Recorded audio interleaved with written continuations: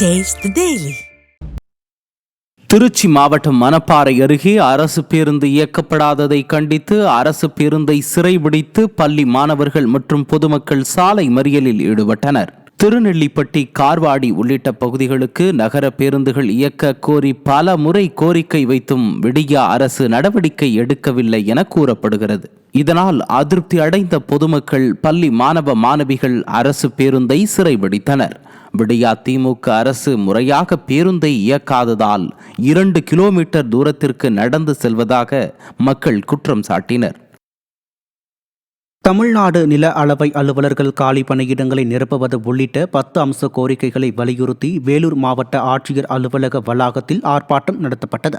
இதில் ஏராளமான நில அளவையர்கள் பங்கேற்று விடியா திமுக அரசுக்கு எதிராக கண்டன கோஷங்களை எழுப்பினர். நிர்வாக திறனற்ற ஸ்டாலின் அரசு துறை வாரியாக காலி பணியிடங்களை நிரப்பாததால் அரசு ஊழியர்களின் பணிச்சுமை அதிகரித்து விட்டதாக அரசு ஊழியர்கள் குற்றம் சாட்டினர். திருப்பூர் மாவட்டம் தண்டுகாரம்பாளையம் கிராமத்தில் விவசாயிகள் பயன்படுத்தி வந்த பொது வழியை அடைத்து ரியல் எஸ்டேட் கும்பல் அராஜகம் செய்வதாக குற்றச்சாட்டு எழுந்துள்ளது. இது குறித்து புகார் அளித்த நிலையில் காவல்துறையினர் ரியல் எஸ்டேட் கும்பலுக்கு ஆதரவாக செயல்படுவதாக விவசாயிகள் வேதனை தெரிவித்தனர். விடியா திமுக அரசின் ஏவல் துறை முழுவதும் ஊழல் மயமாகிவிட்டதாக விவசாயிகள் குற்றம் சாட்டினர்.